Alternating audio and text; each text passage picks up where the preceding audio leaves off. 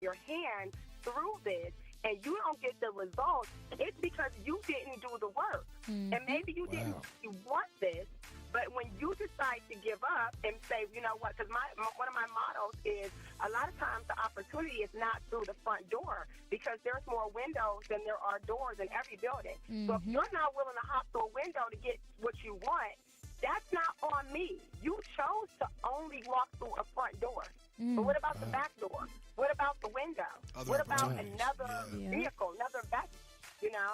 Yeah, that's good. Great perspective. Well, you know what? Let me ask you this question, Ms. Wynn. And this is for you and Ambezy. Do you find there is a different expectation of achieving your resolutions from the millennial perspective than folks who are a little bit older? Yes. Yeah. I do. I agree. I do. Well, now, I do. and let me hear your perspective, Ms. Wynn. Then Ambezy, let me hear yours as well, because I often wondered that. Yeah, go for it. Yeah, I definitely think that millennials are a little more flexible. They don't hold on, as my mom would say a lot of times. My mom and my husband, they're both very, it's just a point. It's just a principle. I think a lot of times millennials know when to bob and weave within their resolution to figure out another way to get it done. So if it takes them a little bit longer, they're okay with it. A lot of times people say millennials want that instant gratification, and that's not always the case. They're just a little more flexible with getting things done. I think when it comes to people who are not of the millennial generation, when they're not as flexible with their ideas, and it's like one way, maybe two ways to get it done. And if I can't get it done, option one, option two, forget it. It wasn't in the cards for me. Yeah. And what do you think, Ambezy? I think that, well, first, when it comes to millennials, you have to remember that we are very, very inventive. Crazy. So, I see a lot of people.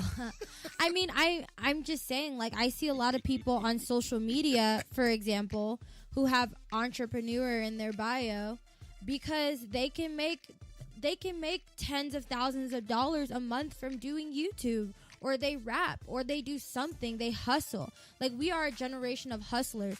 However, What kind of I hustle? however, Oh no, that's okay. You can change that subject. I do still Not believe, the dance past Right. I still do believe that millennials are still a little bit caught up in this age of instant gratification. I really do. Because I've seen both sides. I've seen millennials who, because everybody from the older generations are telling them that we're spoiled and this and that, they go out of their way to achieve. I've seen that. But I've also seen where it's like, it's not like they give up, but they blame everything going on in society to justify why they can't do things.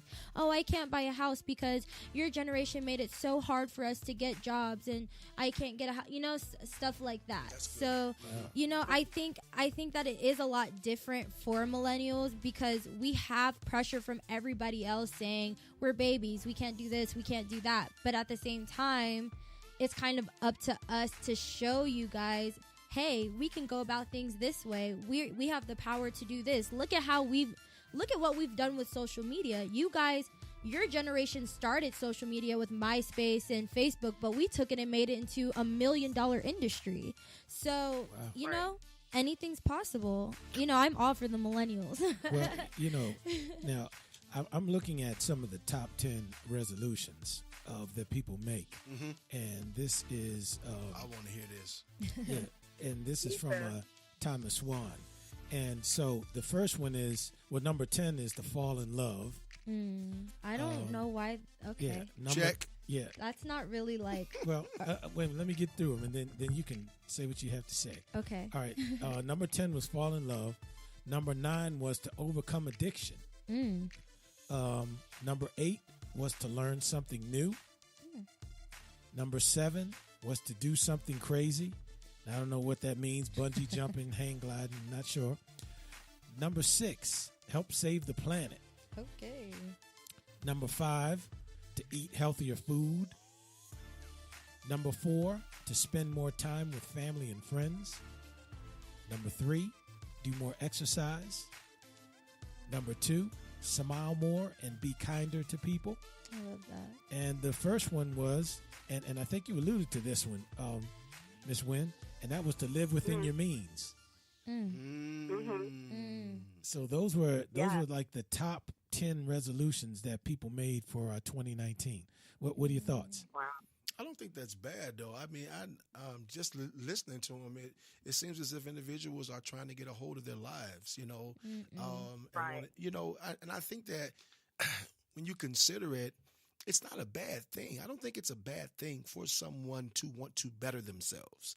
I just think that we need to count the cost and consider what's needed and what's required. What is it going to take for me to accomplish and achieve these things? And so by listening to those top 10 there, Chief, I think they wasn't bad. I don't think they were bad. I disagree. Right. I don't think they're bad, but I mean, for example, you're gonna make your resolution like to fall in love. Like I think you're forcing People it. want to boo. I'm saying, but like you can't want a force boo. it. Come You on, can't guys. Force Yeah, that's it. right. Like, how do you make that That's come into right. play? Like, to me, that sounds like somebody who's like in his office all day, like playing on the computer, playing Xbox all day. It's like, yeah, I'm gonna find love this year. Like, no, honey, I think you have to. I think though it's an more simple. articulated desire, though. I don't think that you know what I'm saying. Yeah. This year I'm going to posture myself to meet someone and be serious and exclusive, Right. so that I can probably find love. I think, but listen. But do you see what I'm saying though? Like, it's almost what we've been saying this whole thing. Like, those are great goals, but it sounds so easy. Like, Sure, I want to sure. find love. Sounds easy. Yeah. I Right. want to fall in love. I want to do And something being kind, crazy. And being what I'm Like, saying. I mean, a resolution to be kind, that seems like you probably should have started that a long time ago. You're going to wait till Right. January to start being nice to people. So, Christmas, I ain't got nothing coming because it ain't January yet.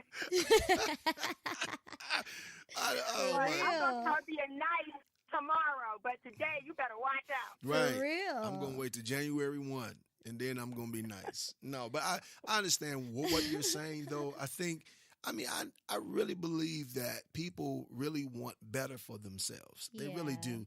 I just don't think that they have or possess the discipline that is necessary to be able to execute and achieve their goals. Even myself, I mean, there is a lot that I want to see happen and to transpire. However, I am realistic, and I see life. I know the demand that is on my life. So there are some things that in this season that I just cannot do, and some accomplishments can only happen when seasons come, when you don't have certain responsibilities, or Right. your finances are not allocated in this particular area. So it takes time and it takes strategy to be able to see where you are and make some realistic goals. So people want to be loved, Amber. They Yeah. want booze. They Hey, want to that's hold okay. hands. They want to go to the show. You know, it also That's all takes right. support, and I think that's the piece that people are. That's probably one of the biggest pieces Yeah. that people are missing every year when they make these resolutions. Mhm. They believe that they can do it by themselves. But and one of the things that I tell people is when you were talking about vision boards, I challenged people last week. Pull out your vision board that you made at the beginning of 2018. Yep. Look at that board and tell me what's still on it. And if that's on your board again in 2019, where did you go wrong? And a lot of times, as a coach, I see the need for people to have support around their resolutions, their visions, their goals, whatever you want to call it. Because the thing is, if you could do it by yourself, you would have done it already. That's Yep. true. That's good. That's Yep. good. And see, life is communal. Yep. I teach that. Mm-hmm. Life is communal.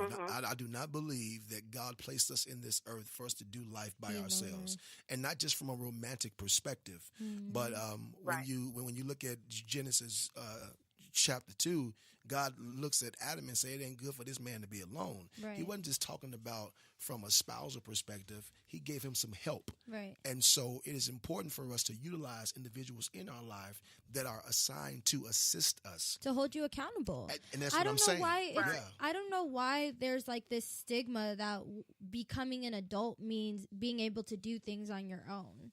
Like they always say, like, when you grow up, like, it takes a village. It takes a village to raise a child. Like, no, it takes a village your entire life. Yeah. You need people to Yeah. hold you accountable. Yeah. Period. So let me ask this Absolutely. question too.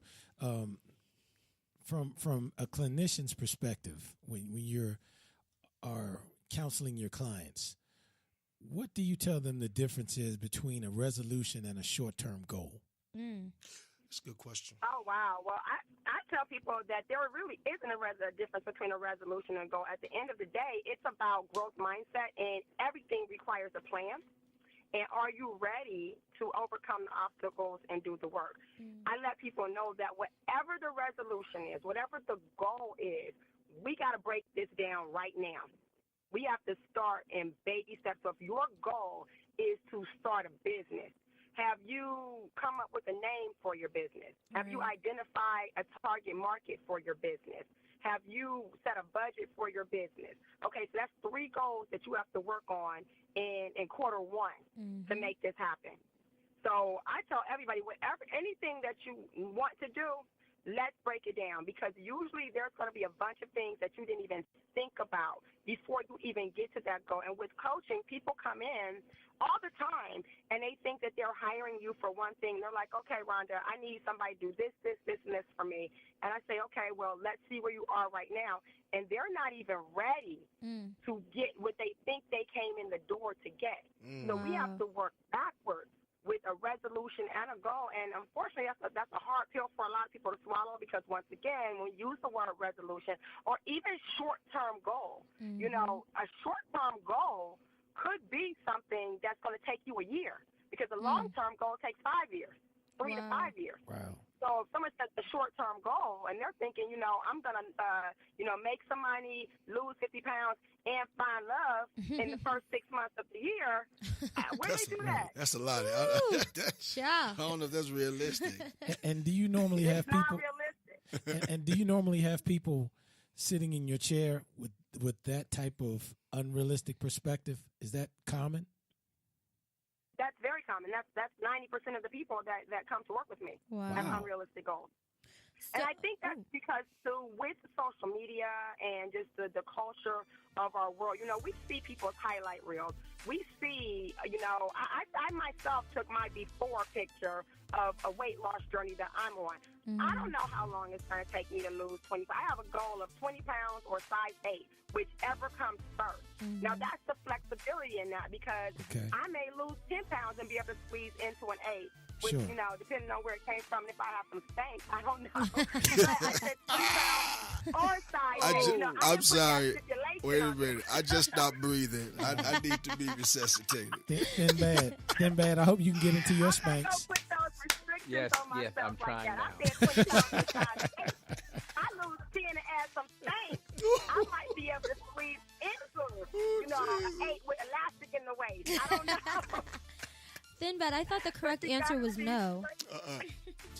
You gotta be flexible, I you think- know. So I need my New Year resolution is to erase the visual of Thin Bad in Spanx. I just That's my can't. resolution. That's my resolution. How long will that take? Yeah, I know that's right. Me I too. mean, you definitely have to, you know. I think that, and what I'm saying is, in this climate of social media, you know, all you see is the before and the after. People don't document the sleepless nights.